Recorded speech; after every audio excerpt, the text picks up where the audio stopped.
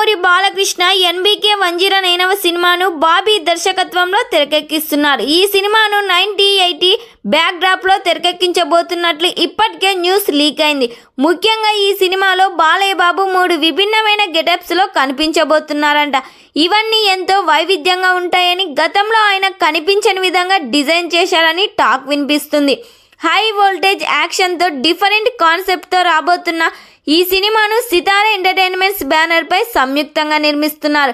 ఇందులో బాలయ్య బాబుకి హీరోయిన్స్ గా త్రిష, విజయశాంతి గారు, శ్రద్ధ హీరోయిన్స్ గా నటించబోతున్నారు. బాబీ డియల్ విలన్ గా చేస్తున్నట్లు తెలుస్తుంది.